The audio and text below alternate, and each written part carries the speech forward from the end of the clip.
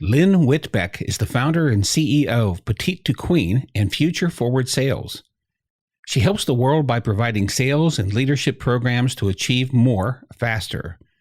Lynn is the catalyst for businesses to turn their sales teams into revenue-generating champions.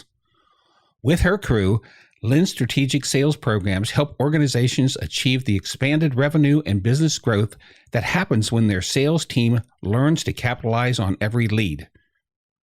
The powerful live programs deliver immediate results and easy shifts, shortens the sales cycle, builds stronger relationships, and closes more sales. Lynn is also the co-author of the highly regarded book, Practical Wisdoms at Work. This quick read guide provides insights to navigate situations, challenges, and opportunities that arise every day in business, teaching you how to broaden your career with skills that will set you apart. And now, welcome to Lynn Whitbeck.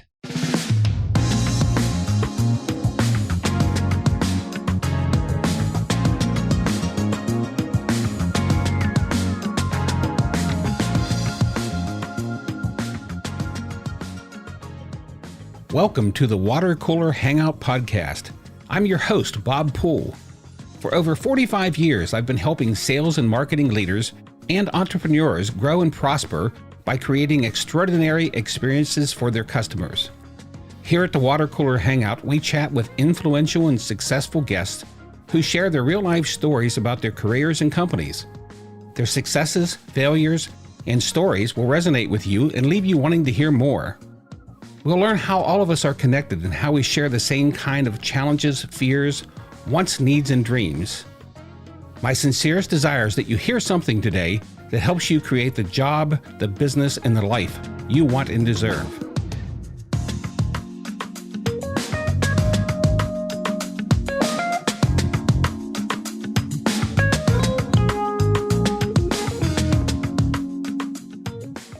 Hi, Lynn. How are you today? Bob, I am doing great. I'm doing great. How about you? Good. Lynn and I are kind of laughing here right now because we just went through a bit of Zoom craziness setting up this meeting. The way of the world. And I tell you, it's one of those things that just drives you crazy, regardless of where you're at in your career, but certainly in sales, it can be so frustrating, right? Oh, absolutely. You know, I was reading through all your background, and I have to tell you, I got tired just reading it. I don't know how you do it all. That's one of those things that we all sort of look at, and I do the same thing with other people, and I go, how do you get all this done, right? And it's just, you just sort of have to walk that mile in that other person's shoes, right? And yeah. Everyone just sort of swaps out what they've got going on in their life and what they've got going on at work and how they're managing it all. Yeah, and you have two companies. One isn't enough. You have to run two, right? Well, Future Forward Sales is an extension of Petite to Queen. Okay. So Petite to Queen is really focused on, we help the world by providing women with leadership and sales training so they can achieve more faster. And Future Forward Sales is specifically geared towards my B2B world. And that's where I've lived in sales my entire career. Okay. So it's providing strategic development for sales training, and then sales consulting programs for B2B clients. So you and I have that in common. That's where I've spent my life for the most part. So tell me about the name, Petite Queen. What's that about? Yeah, well, that was really a name so that we could really showcase how we embrace diversity in the sense that we are really trying to work through all these different things and really think of how that could translate for women. And so that was where we came up. We were just at a dinner meeting and I'm looking at a bunch of my team members who are petite, like size 2, size 6.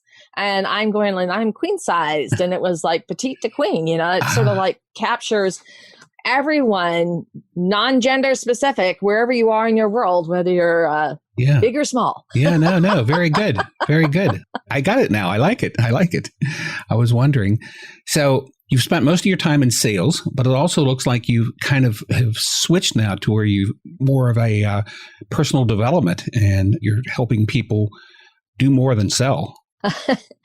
You know what? If you don't have a growth mindset in today's business environment, you're going to get left in the dust. So that is so important for business leaders to embrace and to really foster among their team members to push the whole organization forward. Mm-hmm. And so it's a combination of both personal and professional development. And throughout your sales career, Bob, you know more than I do that everything you need to know about being a leader is in sales. Right. And then it's really translating that to all the other arenas and aspects of business.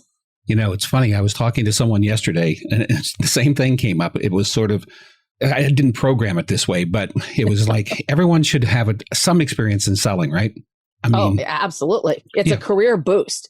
If you have sales training, whether you work a day in sales or not, you are actually selling every day at home with your friends or family, at work. You're selling your idea to the different team members or to your boss. You're negotiating how you're going to accomplish a project or the pathways or the milestones that you need to hit. I mean, every day we are, hey, you know what? What are we going to watch on Netflix or Disney Plus tonight? Right. That's all selling. We're trying to sell your kids on doing what you'd like them to do. Well, it's about relationships. Selling is relationships. Yeah. It's about being of service to others and then building those relationships and how you navigate through those relationships. How do you work with the women that you work with? What do you have programs that you present or what's the courses? Tell me about it. Yeah. So we do. We have a base sales training program, which is entry level. It's great. It's really like Sales 101. It's wonderful for everyone. And the beauty of it is, if you are in sales, it's a great refresher, or the things like, oh my gosh, I haven't been doing that, or I forgot about that, or I've never tried that. Once again, it's really having that refresher when you're actively in sales. It is an immediate boost to your energy. Right. And it can just really pick you up no matter where you're at within your career or your level of experience. Oh yeah. Being able to sell. I mean, just having that win, being out there and it's a great feeling that you've accomplished something when you sell something. I mean, it really is. When you help someone. And what is selling? Selling is helping other people, right? Yeah. It's always a win-win. So how do you present these? I mean, you right now with COVID and everything, and you're out there on the West Coast where I'm on the East Coast. How'd you manage? So our program is all done virtually. Mm-hmm. So it is live. I'd say one-on-one, but we often have multiple individuals in the sessions. And then it's a 12-week sessions once a week for an hour for like the sales training. And those are really powerful. So when it's with a B2B environment, that sales training program looks a little bit different, but it's essentially very similar in the sense of the framework and the bones. But for there, we will have a larger group. So it can be 3 to 8 to 12 team members that are included. We want to make sure that not only, the boots on the ground, the salespeople are involved, but also the management and hopefully the owner, the director, the executive within the company is also involved, because sales is the lifeblood of every business. And after what we've all been through, it's been more apparent than ever that we need our sales to stay in business. Yeah. And then how do we go about making that customer journey through the sales process an incredibly delightful experience? And then really nurturing that relationship after the sale or during, when you're continuing to sell them other products or services, or you're implementing your solution. So that's where they become your champions. Yeah. How do you deal with the whole negativity thing around sales when you have people that still have the impression that, selling is kind of a slimy thing to do? Or, I did a poll years ago, and I know if I did it today, I'd get some of the same answers, where you go out and ask 100 people, if I say the word salesperson, what comes to your mind? It's usually pretty negative. So how do you deal with helping women get past that? Well, it's a lot of different things, components, and they're all really tied back to self-limiting beliefs, bricks that we've built up on a wall. And there are all levels of salespeople.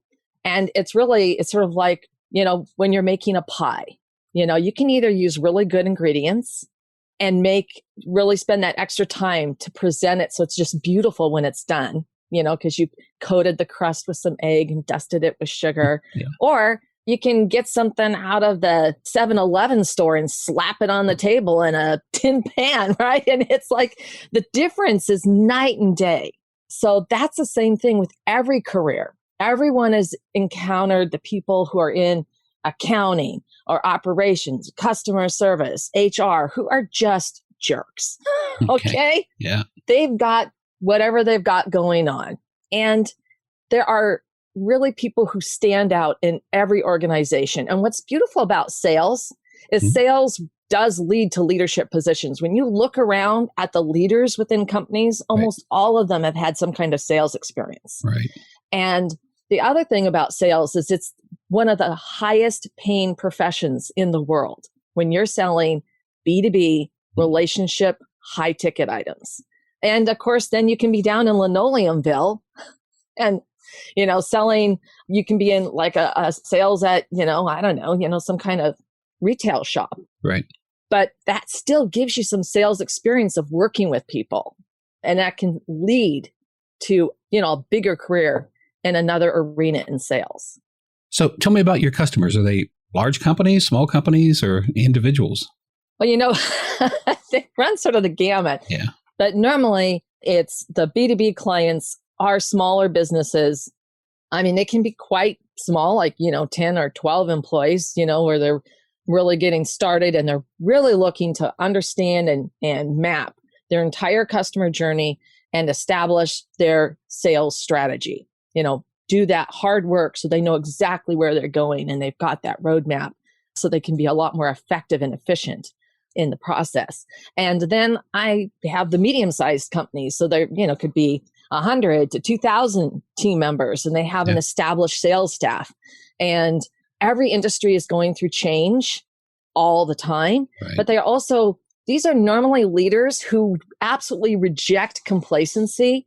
And if this can give them an edge, this investment, and it does, then they are all in and they want their team members to grow. They want everybody to be going in the same direction. And often in those size of businesses, there's almost the salespeople are like their own little mini entrepreneurs. They're sort of doing their own thing. And you need to collectively bring all that brain power together and really create a cohesive, supporting, collaborative team. And it's just amazing how much further you can go and grow and expand your business. Yeah. And then there are corporate accounts just the same way. I'm currently in the process of implementing a plan for a large global company that has business units all over. And so we're doing that, and we'll be implementing this program for business units. Some of them are small enough and they're pooling the business units together. So as they go through this journey to really improve how they're connecting with their customers, building those relationships and turning them into champions. So are you doing this virtually? Yeah. Okay. Yeah. I obviously could completely stop doing the online. And also it's really helpful that people carve out that time. They do the work, and with the company, really work with them to make sure that they're having some additional meetings during the week so that they can be accomplishing what they need to as a team. And yet it's not disruptive to day-to-day business. Yeah. And in fact, it's like these aha moments and this real, like, it's like a super jolt of caffeine, It's like the triple espresso shot that just gets everybody like, wow, I can start using this today. I was in this situation. I wasn't sure how to handle it. I got an idea. Yeah. No, good. Great. So tell me some stories. Like, I bet some of these women that you've trained, have they, they're working for a company, maybe a large company or medium company, that suddenly they're in sales and they're getting better and better at sales. Do they ever go like, you know what? I could do this on my own. I could start my own business. Have you seen that happen? I haven't seen that happen yet. Okay. But, I think that some women are really looking for that. They need to get more comfortable in their own shoes so they can stand in their power. And their approach has been weak, I should say. So leadership training, sales training, they're really interchangeable, really helps them be their authentic self, but step into that role with confidence and assurance. And that's this beautiful, like caterpillar to butterfly transformation. And that's really exciting. And they can be in very different arenas. Engineers, they can be in a software development role, but it helps them really transform their career path so that it's just, they can move into leadership positions. And often that's one of their core desires, is that they want to make that jump. And they start with, well, I can't do it because I don't have this experience, or I don't do that. And it's like, okay, what? Yeah. You know what employers are looking for is that culture fit and that skill set, because you can be taught anything. So it is that mindset, that growth mindset, and that sales and leadership training helps them break down those barriers and see beyond their current paradigm so they can see a new prism. Yeah, it's difficult for some people to break out of that and get outside that box. Part of it's imposter syndrome, I think, they're suffering from. They're afraid that, if they take that step, they will see themselves as an imposter. And I don't know what it is. I was just really coaching someone the other day. And this happens to be a woman who's just fantastic at everything she does and what she does, and sales included. And yet she's accomplished all these things over her lifetime, and she still sees herself as, no, I really can't move on to that because, I didn't get my degree, or I didn't, there's always these reasons that they look at themselves and say, yeah, someone will look at me and realize I shouldn't be here. So what do you do with that? Yeah. No, I mean, we actually have an online course on imposter training, imposter syndrome, on how to overcome imposter syndrome, because that is something that is very prevalent in so many aspects, women and men, that it manifests itself. And, early on, I really thought of it more as like, extreme self-doubt, but it's more than that. It's what you just put a pin in. It's that they don't feel that they deserve a seat at the table. Right. I've never felt that I did not deserve a seat at the table. So getting into that and really understanding that's one of the beautiful things about a growth mindset, because you can also, even going down that path and going through that type of education can help you with, for people like me who, we still have self-doubt, like, oh my gosh, I can't do this. I'm a really slow writer. Yeah. I've been doing a lot of writing lately, and my thought process, like yesterday, I spent 8 hours to write, I think it was 6,000 words. And it was just like, oh my gosh. And then my daughter, she can write 1,000 words in like 30 minutes. And I'm just like, how? Yeah. And that's like a good timeline for me. I'm a slow writer, but I can improve. There are all kinds of ways that you can learn to do better at something. So for me, I use one of the imposter syndrome techniques, which is affirmations. I'm a real believer in affirmations.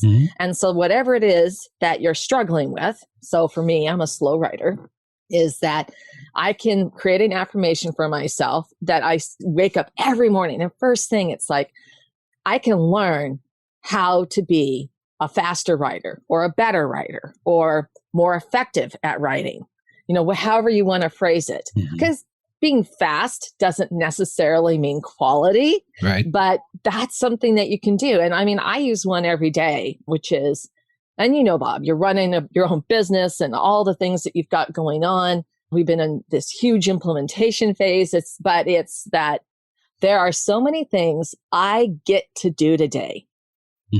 Because what did I just do? I am created the control and the power, because I get to do them. I choose. I'm making the choice. Yep, good. And so that is how I frame every day, with that affirmation. And it really sets how I view everything during that day. Yeah. And it puts you in that positive mindset that it was my choice.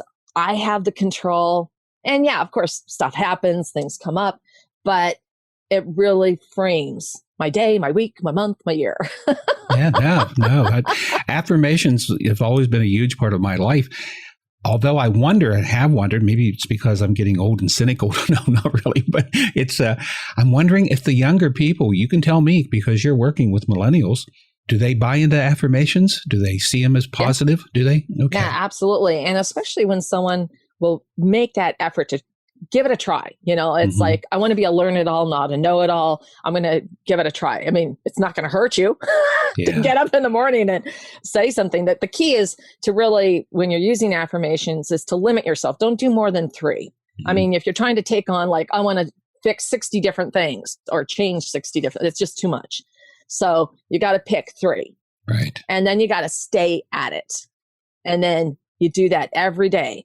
And what you'll find is normally for most people, it takes about 20 days, but telling yourself that first thing when you wake up, putting that thought in your head, that positive thought is really an effective way at the end of that 20 days is suddenly that's a belief. You've now incorporated that into your belief system. Right. Because we all have negative Nelly or negative Ned in our head constantly. We have more negative thoughts than positive thoughts every day. That's part of being a human. I mean, you got to remember back in the way back in the day, if we didn't have those negative thoughts, like, is that saber-toothed tiger going to attack me? Is that whole rock thing going to fall and I'm going to, is that river too deep so I can't cross it? Whatever it is, right? Mm-hmm. It was that core survival. Is that berry going to kill me if I eat it? Right. Right. Yeah. I'll go back to the imposter syndrome thing for just a minute because it made me think of something. I'm just finishing up I have a co-author on it, but a book that we've been working on for a year. And anyways, it'll be out soon. So one of the things about it, though, it has to do with people over 50 changing careers, changing their lives, looking for a new job, having to get a new job. People over their 60s, someone that has been in corporate their whole life, and one day someone walks in and says, well, you're not. Adios. Bye-bye, or worse. So in a lot of them, we find one of the reasons we wrote the book and we're working with this age group is that they suffer from imposter syndrome. They're like, I can't do that. I've never done that. I've all my life I've been an accountant. Well, what do you really, like? Well, I really like building small engines. I've had someone working on small engines. Well, why can't you do that? Well, I don't have an engineering degree and I don't have this. And, it's like, you can learn all that. Do you want it though? So yeah, getting by they really don't believe they deserve it. And that is a big part of the whole syndrome. So. Yeah, it really is. And some of those, there's a lot of different tools you can do as, creating an automatic thoughts log. There's another great technique where you use time travel and you basically go back in time because so many of our belief systems are formed in the formative years. And you really go through what your experiences were, what your influences were, and you sort of keep moving that forward. And then you can start to identify how some of the belief systems embedded themselves in your psyche, right? Yeah. But there's a lot of different exercises. I mean, we provide a whole litany of them in the imposter syndrome course. So for each module, I think it's on sale all the time on Udemy, but you can also purchase it directly on our website. It's $60. And you're sort of thinking like, well, what is it? A week of lattes at Starbucks? Yeah. Well, and then where would I be if I did this? Right. For a few hours a day for 1 week instead of my commute time to and from Starbucks. Yeah. No. And sitting through the drive-through, I did this instead. Where would I be? Yeah. And it's like, okay, wow. Yeah. Yeah. And that, of course, and you've coached enough people, we both have, I guess, that, that's the kind of things they have to get into. You're writing a book. It's sort of like, okay, we give them resources. So we're giving them a lot of resources in this book. So you can become a resource. How's that? Okay. We'll add you. I'm filling out the resource page today. So it's the last, that would be wonderful. The last Thank thing. you. So you have an ebook, I think you share with people or something. Yeah. So for Petite Queen, we have Practical Wisdoms at Work. And that's really to help women and men, honestly, the audience at Petite Queen is definitely, we've got every flavor, but it's designed to really help there are so many situations that we are not taught, in school and college on any kind of on-the-job training. And we get into them and it's like deer in the headlights. What the heck? Or you could be living through it and you just really don't even know how to handle it or cope. And so we go through all of those types of things from our own experience of having been there and done that.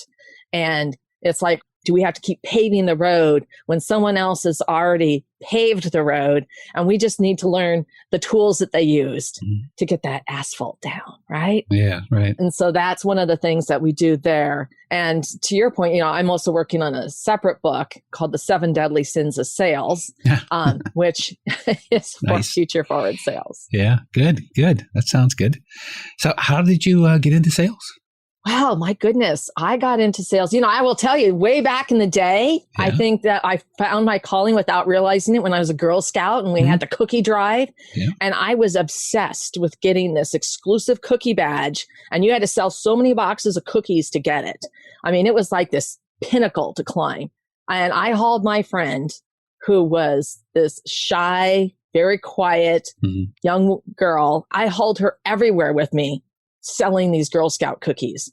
And we were the only 2 girls in our entire district who got the badge. Yeah. So, but I didn't realize that was my calling until after I got out of graduate school. And I went to work, ironically, for a company that I had the opportunity to go into sales. Well, I forced the opportunity because I was just like, well, I want to do sales and I think I'm going to go back to graduate school again, but this will give me more freedom.